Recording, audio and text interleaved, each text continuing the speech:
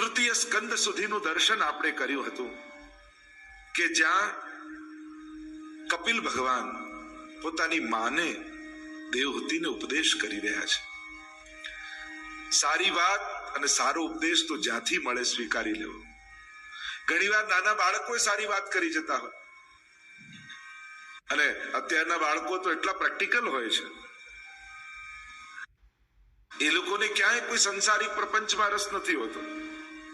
મા બાપ ભલે દુઃખી થતા હોય કે પેલો આમ કહી ગયો ને પેલાને આમ કર્યું ને મને ચાન્સ ન મળ્યો, બાળકો તુરંત સારી સલાહ આપે, અરે મમ્મી છોડને આ બધું, આપણે તો ભક્તિ કરવા ગયા હતા, બહુ આ લૌકિકમાં શું પડવાનું, બહુ આ વ્યવહારિકમાં શું પડવાનું. અહીં અત્યારના બાળકો મા બાપને કહેતા ઉલટા શીખવાડતા હોય, ઈગો નહીં રાખવો, આપણે પ્રેક્ટિકલ થવું. અત્યારના છોકરાઓ એટલા બધા વિદેશોમાં અને બધે જાઓ એટલા બધા પ્રેક્ટિકલ હોય છે, ઉલટાના બાળકો એટલી સારી સલાહ મા બાપને આપતા હોય છે. પણ આપણે એમ સમજીએ આ બાળકોને શું ખબર પડે સંસારની અને વ્યવહારની. ખરેખર સંસારમાં એમની વિચારધારાથી જીવીએ ને તો બહુ સારા સંસારી થઈ શકીએ. એ લોકોને પ્રપંચમાં રસ નથી, એ લોકો બહુ પ્રેક્ટિકલ છે, એ લોકો બહુ દિલ ખોલીને વાત કરે છે. અને અત્યારનો સમય એટલો સારો સમય છે કે બધા પોતાની વાત મૂકી શકે છે. 21મી સદી અને એમાં હું બહુ મોડર્ન, તો મોડર્ન બનવું એટલે શું? ખાલી કેવલ કોમ્પ્યુટર અને મોબાઈલ વાપરતા આવડી જાય એને જ મોડર્ન કહેવાય? ના, જે ઘરમાં દરેકની વાત સંભળાતી હોય એ મોડર્ન પરિવાર છે. તમે મોડર્ન છો એનો અર્થ એ કે તમે તમારા સામેવાળાના લોકોને દિલની વાત સમજી શકો છો, એના વિચારને રિસ્પેક્ટ આપી શકો છો, એ નાના હોય કે મોટા હોય. મોડર્ન એને વ્યક્તિ કહેવાય. આપણે મોડર્ન છીએ વાત કરીએ છીએ, પણ શું આપણે વિચારોથી મોડર્ન થયા છે? કદાચ રહેણી કરણીથી, પહેરવેશથી, આ બધાથી મોડર્ન થયા હોઈએ, વિચારોથી આપણે મોડર્ન છીએ ખરા? વિચાર કરજો. અને મોડર્ન વ્યક્તિ એ છે જે વડીલને સમજી શકે છે અને બાળકને સમજી શકે છે. ભણેલો માણસ એને જ કહેવાય જે બીજાના દિલની વાત સમજી શકે. પોતાની જ વિચારધારા પ્રમાણે બીજાને જીવાડવાનો અઠાગ્રહ રાખવો એ ક્યાંક ને ક્યાંક કોઈને આપણા વિચારોના ગુલામ બનાવવા બરાબર છે. પણ હા, અત્યારના સમયમાં આ પાતળી રેખા પણ સમજવા જેવી છે. વિચારોની અભિવ્યક્તિ કરીએ પણ વિવેક શૂન્ય ન થઈ જાય. દિલમાં આવ્યું એ કહી દેવું એ પણ બહુ સારી વાત નથી. કારણ તમે તો કહ્યું, પણ તમે કહ્યું એનું સામેવાળાના હૃદયમાં શું એને અનુભવ થશે, શું ઇફેક્ટ થશે, એ ન વિચારીને બોલવું એનું નામ અવિવેક કહેવાય. ઘણી વાર ન ગમતા મહેમાનો મનમાં ઘરમાં આવે ને, અને ન ગમતા મહેમાનો ઘરે આવે છતાંય મા બાપ બહુ સ્વાગત કરે, હસી હસીને વાત કરે, એટલે છોકરા એમ કે નથી ગમતું તો કહી દો ને મોઢા ઉપર, આવું ખોટું નાટક દંભ શું કરવા કરો છો? પણ એમને સમજાવવું પડે કે આ દંભ નથી, આ આપણા સંસ્કારો છે. વિવેક અને દંભની બહુ જ પાતળી રેખા છે. જેમાં કેવલ પોતાના સ્વાર્થનો વિચાર હોય એ દંભ, અને જ્યાં બીજાના દિલ રાખવાની વાત હોય એનું નામ વિવેક. ભલે નથી ગમતો પણ ઘરે આવેલો મહેમાન એ આપણે ત્યાં ભગવાન સમાન છે, એટલે એનું દિલ ન દુભાય, એટલે એનું માન રાખીને પણ એને મનને સાચવ. આ વિવેક કહેવાય. વિવેક અને દંભની બહુ જ પાતળી રેખા છે. અને એટલા માટે બાળકોને એ સમજાવવું પડે, ભલે ન ગમે છતાંય કોઈને માન આપવું એ આપણા સંસ્કાર છે, એ આપણો વિવેક છે. બસ વિવેક શૂન્ય નહીં બનવું. આપણે ગમે તેટલા મોડર્ન થઈએ, નવા વિચાર વાળા થઈએ, પોતાના દિલની વાત સીધી કહેવાની એ વિચારધારા જે જગતમાં ચાલે છે ખોટી નથી, પણ વિવેક શૂન્ય નહીં થવું. ઘરે વાતો થઈ શકે એટલું ખુલ્લું વાતાવરણ હોવું જોઈએ. આપણને શું ગમે શું ન ગમે આપણા વાત શેર કરી શકે. એ તો ઘણા મોઢું ફુલાવીને 24 કલાક ફરે પણ કહે નહીં કે શું તકલીફ છે. આખો દિવસ ફર્યા કરે મોઢું ફુલાવે, મને કોઈ સમજી નથી શકતું તો સમજાવો. દિલ ખોલીને વાત કરવાનો સમય છે. એ જ 21મી સદી છે, જ્યાં બાળકથી લઈ વડીલો સુધી બધા જ પોતાની વાત મૂકી શકે છે. તો જે વૃત્તિ અને પ્રવૃત્તિ બંનેને બદલે એનું નામ ભગવાનની આ કથા છે. કથા શ્રવણ કરવાથી દિલ મોટું થાય છે, વિચાર મોટા થાય છે, દ્રષ્ટિ મોટી થાય છે. ગઈકાલે આપણે ચર્ચા કરી, કપિલ ભગવાન બાળક બનીને આવ્યા છે અને મા દેવહૂતિ સાંખ્ય શાસ્ત્રનો ઉપદેશ એમણે કર્યો છે. અદ્ભુત ચર્ચા થઈ છે અને પુત્રના સંગથી માનો ઉદ્ધાર થયો. જેનો પણ સંગ આપણને ભગવાન તરફ લઈ જાય એ જ સત્સંગ છે. ઘણી વાર દૂર દૂર નવા નવા વૈષ્ણવ જોડે સત્સંગ કરવા જઈએ, પણ ઘરના 5 લોકો વૈષ્ણવ છે બોલવું નહીં.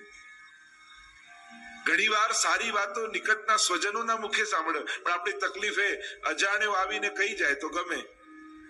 સગા સંબંધી નિકટના કઈ સારી વાત કહે તો અપમાન જેવું લાગે કે તું મને કોણ શીખવાડનારો. પણ સારી વાત જ્યાંથી પણ મળે સ્વીકારવાની વૃત્તિ રાખવી. ત્રીજા સ્કંદને વિરામ આપીએ. ચોથો સ્કંદ એટલે વિસર્ગ લીલા. ચતુર્થ સ્કંદ એ વિસર્ગ લીલા છે. 31 અધ્યાયમાં મહાપ્રભુજીએ 4 પ્રકરણ બતાવ્યા વિસર્ગ લીલાના: ધર્મ, અર્થ, કામ અને મોક્ષ. જેને ચતુર્વિધ પુરુષાર્થ આપણે કહીએ છીએ. દરેક જીવ આ 4 પુરુષાર્થને સિદ્ધ કરવા માંગે છે અને સંસારી જીવો 4 પુરુષાર્થ સિદ્ધ કરે છે. ઘણી વાર આપણે કથાઓમાં અને બહુ સંન્યાસીઓની વાત સાંભળી લીધી છે ને કે આ બધું મિથ્યા છે ને મોહ છે ને બંધન છે અને ઘરે રહો તો કાંઈ ભગવાન ન મળે નામ. પણ આ બધું સંન્યાસીઓ માટે છે. આપણે બધા તો ગ્રહસ્થ લોકો છીએ, આપણે બધા તો પરિવારમાં જીવીએ છીએ અને ગ્રહસ્થ જીવ અને ગ્રહસ્થાશ્રમમાં રહેનારો વ્યક્તિ ઘરને સાચવે નહીં, સ્વજનોને સાચવે નહીં અને કેવલ ભગવાનને પ્રસન્ન કરવા જાય ને તો ભગવાન એમ કે પહેલા તું તારો ગ્રહસ્થાશ્રમ નિભાવ અને પછી મારી સાથે તારી ભક્તિ જોડ. મને જુદો ન ગણ, હું પણ તારા પરિવારનો એક સદસ્ય છું. એટલે તો પુષ્ટિ માર્ગમાં તમારા ઘરે ઠાકોરજી પધરાવવામાં આવે છે કે તમારા ઘરના એક મેમ્બર ઠાકોરજી પણ છે. એટલે ગ્રહસ્થાશ્રમમાં એટલે જો ને આપણે હિન્દુ ધર્મમાં આદિ કેવા નિયમો બનાવ્યા. તમને સૂતક લાગ્યું, તમે સેવા ના કરી શકો. બધાને એમ લાગે કે લો સેવા છોડી દેવાની, એવું કેમ?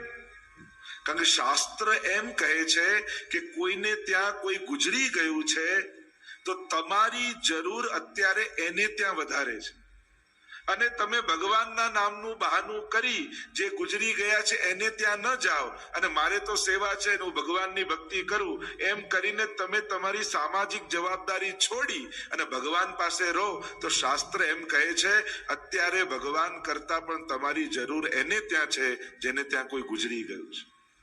એટલે તમને ત્યાં ભક્તિ અને સેવા કરવાનો પણ નિષેધ કરી દેવામાં આવે કે અત્યારે તમે બેન્ડ અત્યારે સેવા ન કરી શકો. કારણ તમે ત્યાં જઈને ઉભા રહો જ્યાં કોઈ ગુજરી ગયું છે, ત્યાં તમારી અત્યારે વધારે જરૂર છે. એને હૂંફ આપો, એની જોડે વાત કરો. પણ હા, જ્યારે તમારી એવી આધ્યાત્મિક સ્થિતિ આવી જાય કે દેહ બુદ્ધિથી તમે પર થઈ જાઓ અને ભગવાનમાં લગન લાગી જાય તો પછી કોઈ નિયમ ધર્મના લાગુ નથી પડતા. પણ જ્યાં સુધી દેહ બુદ્ધિ છે ત્યાં સુધી આ બધું જ પાળવાનું હોય છે.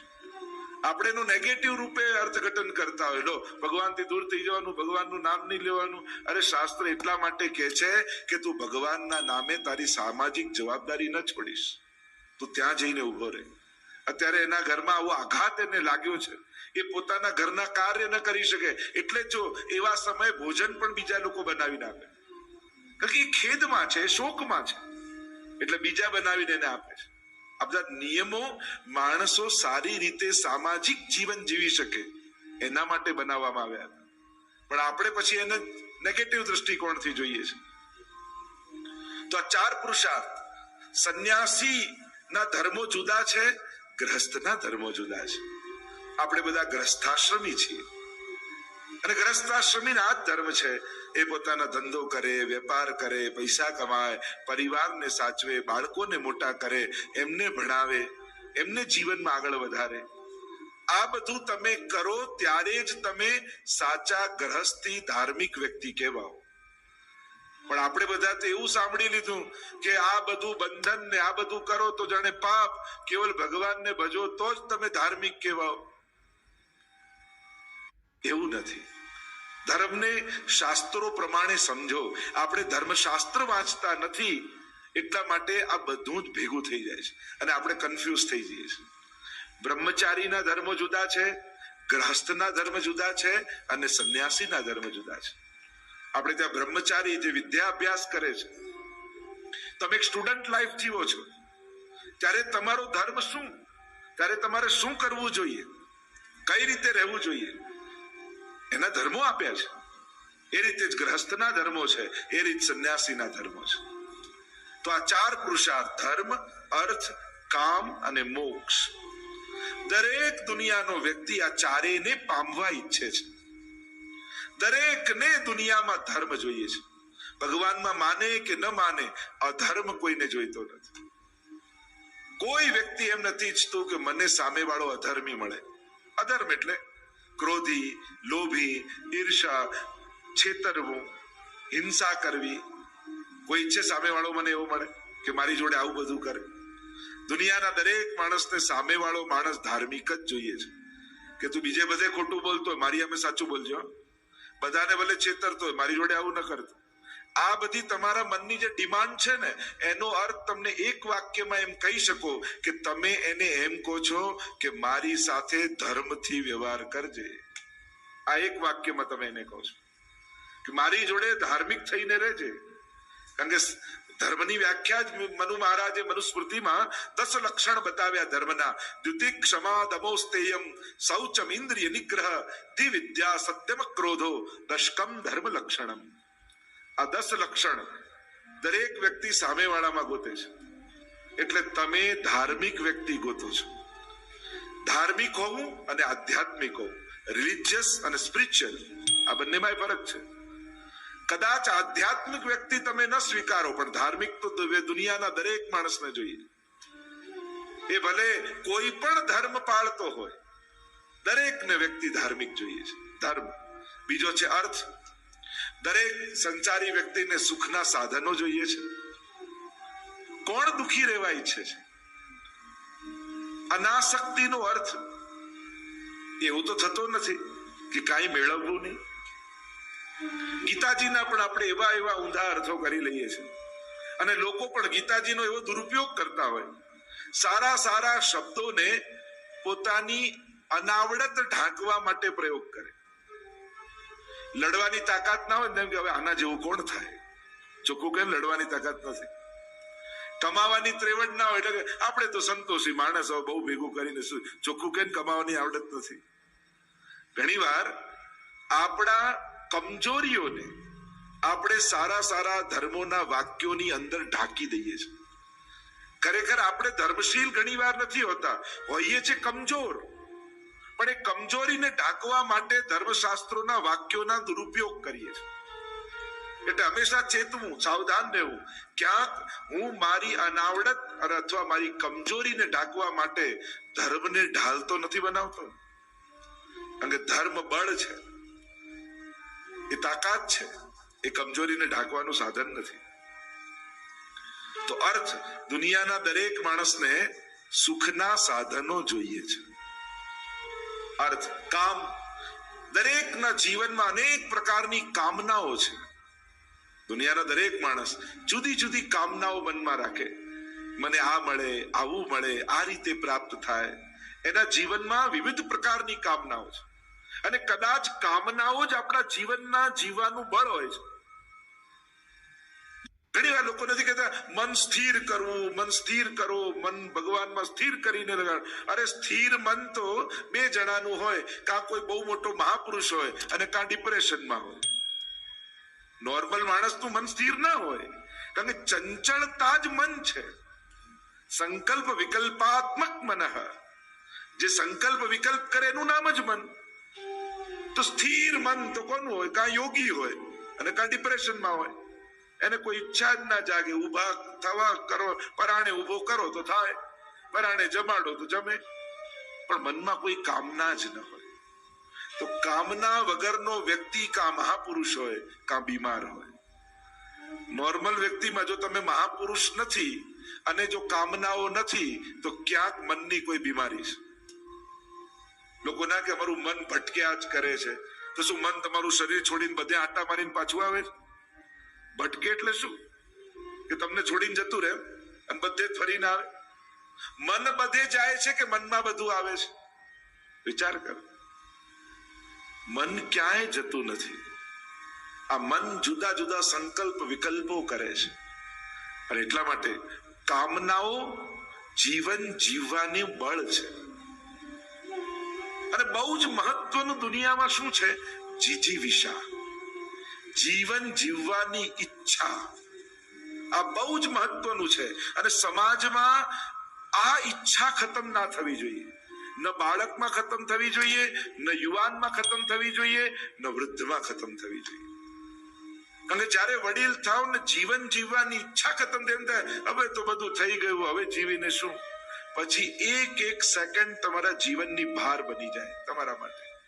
પણ જીવન જીવવાની ઈચ્છા હોય ને તો આખો દિવસ ક્યાં જતો રહે ખબર ન પડે.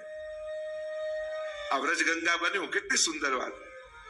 આના સમાજ દ્વારા કેટલી સરસ એક સર્જન થયું. એનાથી તો જીવન જીવવાની ઈચ્છા જાગે, આ બધા જીજીવિષા જાગે. અને ઘણી વાર આપણો સમાજ થોડી મોટી ઉંમર થાય એટલે એમને તો એવા કરી નાખે, એને એમ લાગે કે જાણે હું ભૂમિ પર ભાર છું, જાણે કોઈ કામનો માણસ ન રહ્યો હોય એવા આપણે બનાવી દઈએ છીએ વડીલોને. ખાસ સમાજને અપીલ કરીશ કે વડીલોની અંદર જીવન જીવવાની ઈચ્છા ખતમ ન કરી નાખો. ઉલટાને એમને પ્રોત્સાહિત કરો કે ના, તમારી અમને જરૂર છે. સતત એમને ભાન કરાવો કે તમારી અમને બહુ જરૂર છે. તો એમને પણ એમ લાગે કે ના, હું કઈ કામનો છું, મારી જરૂર છે સમાજને. અત્યારે દુનિયામાં જે આત્મહત્યાના બનાવો બને છે, સુસાઇડની જે ઘટનાઓ ઘટે છે, એનું મૂળ કારણ એ છે કે એને એમ લાગે કે હવે મારે જીવવાની જરૂર નથી. આ જીજીવિષા ખતમ થઈ જાય એટલે દુનિયા એને ભાર લાગવા માંડે. એમ લાગે કે મારે જીવનની જરૂર નથી, મારું કોઈને જરૂર નથી, એટલે મારે કોઈને જરૂર નથી. આ રીતે દુનિયા ન ચાલી શકે. અને એટલા માટે આજના સમયમાં એ બાળકો હોય, યુવાનો હોય કે વડીલો હોય, સમાજે એવું વાતાવરણ આપવું જોઈએ કે એમને એમ લાગે કે એ લોકો પણ મહત્વના છે, એમની સમાજને જરૂર છે, પરિવારને જરૂર છે. અને એટલા માટે આવી વ્રજગંગા જેવા સેન્ટરો દરેક સમાજમાં હોવા જોઈએ. દરેક જ્ઞાતિ દ્વારા, દરેક સમાજ દ્વારા, સંસ્થાઓ દ્વારા, કે વડીલોને એમ લાગે કે અમારા માટે પણ કંઈક છે. નહીં તો ઘણી વાર એમ થાય વડીલો માટે કયા જવાનું, તો કે કથામાં.